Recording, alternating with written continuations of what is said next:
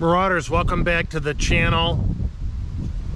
I want to introduce you to my Bobcat T66 track loader, which I traded my John Deere 3046R tractor with its snow blower, its mowing deck. Of course, on the loader I had a 4-in-1 bucket.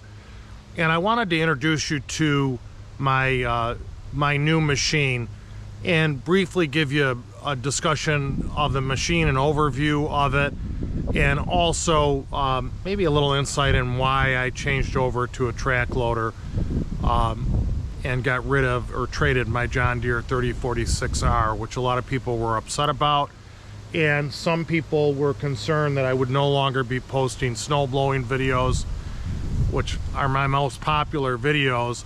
Rest assured, not because they're popular videos, is I need to clear my driveway, and it was actually reasonable to get a snowblower for the front of this machine. So rather than staring at my old face, I'll give you a look at the machine. So the T66 track loader from Bobcat weighs approximately 9,000 pounds. This does have the high output hydraulic system on it, 2 stages. The high stage is just under 24 gallons, I believe 24 gallons per minute, or high flow they would call it. This machine weighs 9,000 pounds. It has a 74 horsepower turbocharged engine on it. It is Tier 4. It does not go through a regen, and it does not require DEF, which is extraordinary for an engine in that horsepower range. Bobcat just managed to produce a engine both in this machine and in my excavator that does not require regen or DEF, and I can tell you that was one of the big reasons why I went with a Bobcat, is the performance of the engine. It is not a Komatsu engine.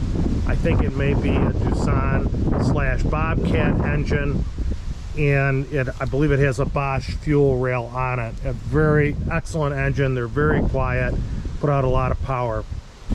It is a cab unit, so the cab is as nice as my John Deere tractor.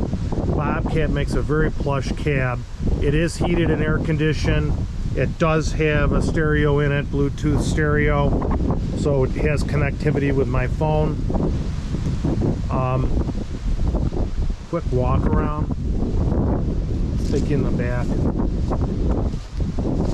Of course, it is a track machine. I did go with the wider tracks. I think are just under 17 inches wide. I went with a bar track because what I saw in my exploration was, in snow conditions and also turf, bar tracks were the best for snow and turf, as opposed to the a D tread that I have on my excavator.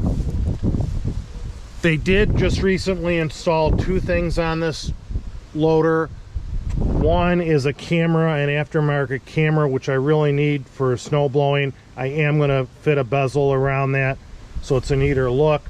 The second thing that I was waiting for, I think this might be the 5th month, is a roof that has an integrated 360-degree light bar, and with a strobe light that also is 360 degrees built into the roof.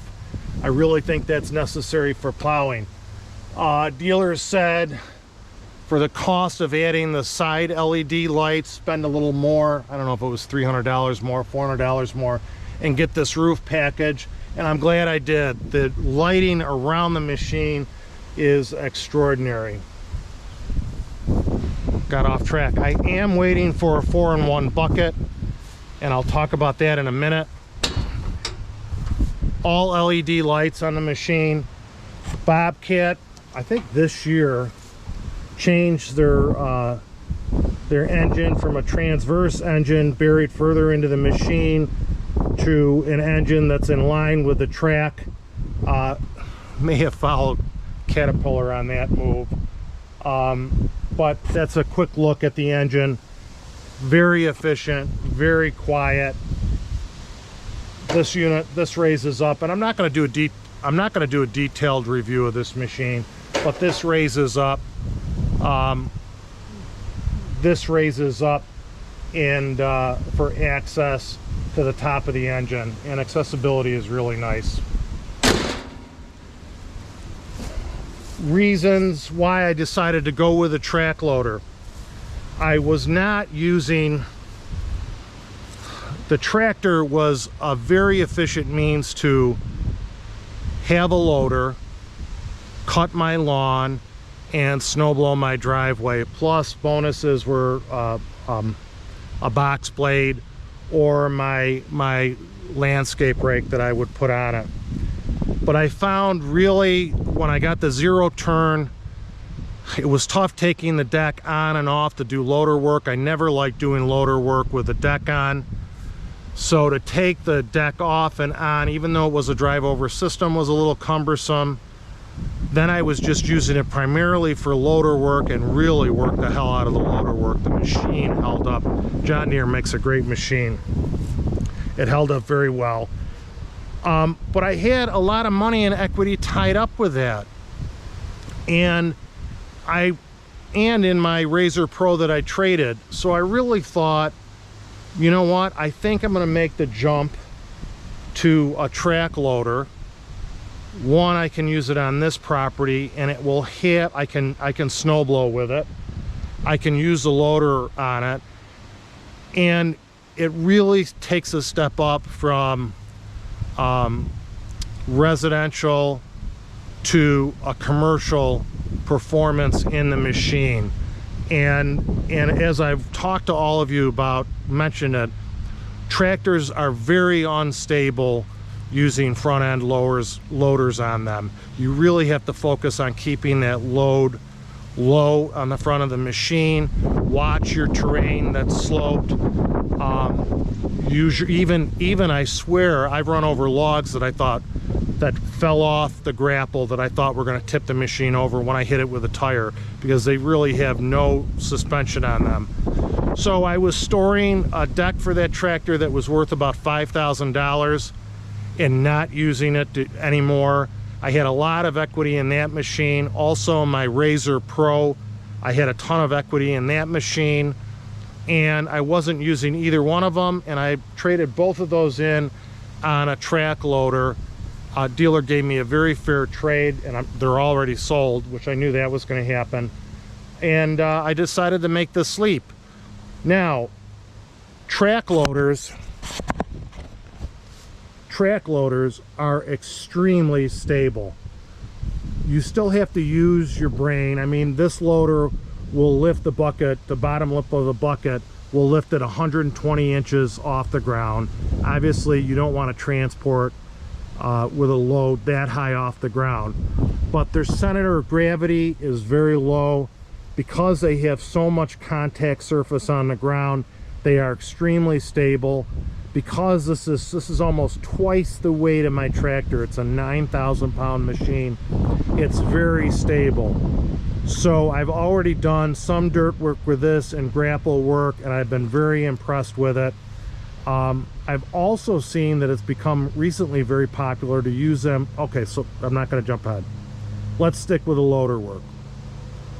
My tractor could not load my triaxle dump truck, which is approximately 114 inches to the top of the board. So my tractor could not load that truck. This really was the smallest track loader that I could load that truck with, and I do that on occasion. And one, it had to reach to raise up and dump into my truck. Number two, the capacity of this loader is rated operationally at just under 2,500 pounds load capacity. My tractor was rated at 1,600 pounds, less the 4-in-1 bucket. I could put 1,000 pounds in that bucket, which I never maxed it out.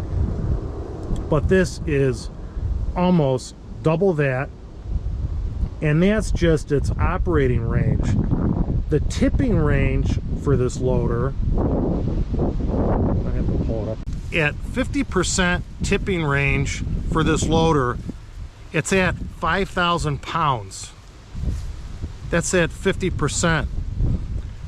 The tip, it's rated at max capacity at 7,000 pounds. And it's a much more substantial loader. The front, on a tractor, a loader on a compact tractor will tend to move a little bit at the top of the arms. There's no movement in this loader whatsoever. The front change for this year, this is a cast iron front, which increased the visibility for the operator. Some manufacturers have big plate steel here that cuts off your view from the cab. They went with a thinner cast piece, but is much stronger, and the arms are much substantial. It is an excellent machine for doing loader work, and I've already seen that. And the only downfall is that I have when I do grapple work is I actually think the grapple I have is too small. I wish I had a bigger grapple for this machine. So primary was that it had the loader capacity was far exceeded what the tractor could do. I found that I could not use the tractor at all during the winter time because it would rut up my lawn or get stuck in the snow and just make a mess.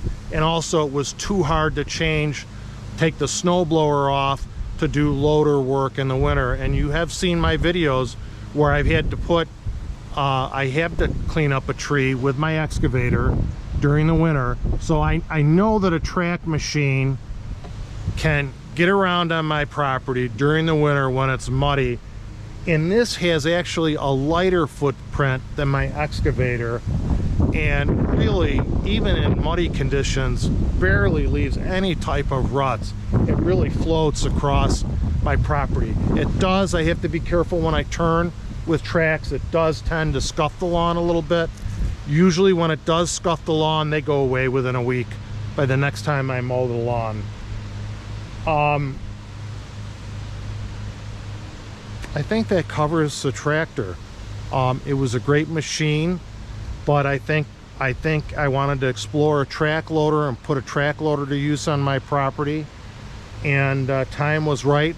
With the way the market is, my trades were worth a considerable amount of money. And the dealer treated me right on the purchase of this machine. And I already am very impressed with my Bobcat E42 R2 excavator with Bobcat. Very good design on that machine. So I have a 4-in-1 bucket coming for the machine. That should be in this month. We're in October, so I should have that this month, and then I'll get rid of the loaner bucket. And the reason I wanted a 4-in-1 bucket is really you get used to always having that ability, even a minimum ability, to grab a log quickly without swapping over to a grapple or a rock, or clean up a pile of dirt to close that bucket on it. Also, for loading into my triaxle dump truck, it's nice just to lift up that 4-in-1 bucket and open it up, and it falls right out the bottom. We'll see if I need a standard bucket with maybe teeth on it in the future. We'll see how that works. We'll see how the 4-in-1 bucket performs. The snowblower is a monster. My John Deere snowblower was 59 inches wide, and I really wasn't looking into getting a more competitive, wider snowblower. This is just the minimum width snowblower that can go on the machine. This is a 74-inch wide snowblower. It has these little wings. It has these little wings on the side, and it is a 2-stage snowblower, all hydraulically driven. Not a lot of grease points on it. I think there's one there, and I think that's the only grease point on it. I am going to grease the chute swivel on it. I will do a video on mounting the snowblower on this machine like I did for my tractors, which people found interesting. This is very easy to mount. Where the tractor would take me 2.5 to 3 hours, this takes a matter of minutes. What's nice about this 74-inch snowblower is that the chute, of course my tractor did, it hydraulically pivots, but also the deflector on the chute is actuated hydraulically. So I'm hoping I can do a little nicer job placing snow on my property, maybe even shooting it over some of the vehicles in the driveway during the winter, and do a neater job snow blowing my driveway. I do have to do some adjustments on the blower, like lowering the feet. I want to leave like a 1/4 inch to 3/8 of an inch gap. This is what I want to lower, the feet or shoes on it. Right now the cutting bar is right even with the shoes, and I want to raise the cutting bar up a 1/4 of an inch until I get used to using the machine. So I think that's it. Beautiful fall day. I haven't been doing much with my knee issue. I am getting motivated now. I'm going to start some treatment on my knee, and I'm still looking into a replacement surgery, which is a big decision. So I've taken about 6 weeks off or more from YouTube. I appreciate all of you for being loyal and all your well wishes. And we'll see if I can get outside today and do some work, maybe on that willow tree in the back corner of my property. So that's it. Beautiful fall day. Just amazing fall day. Give you a quick look around. Pond is looking great. That's it. By the way, seems like the family color for equipment now is white. Might have to spray paint the Ranger. Ranger is getting tooled up. This is like bonus video. And I will take you in a detailed review of the Bobcat. I will take you in the cab. But the Ranger is ready for some tree action.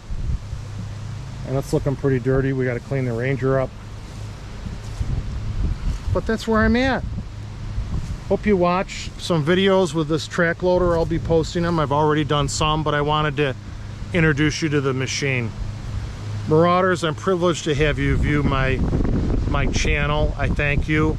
If you're not subscribed, I hope you consider subscribing and sharing this video with a friend and liking it.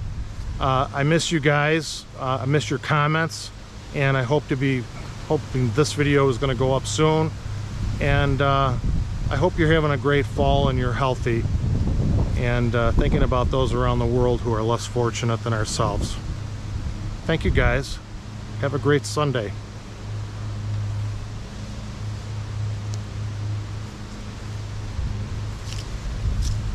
She's a beast.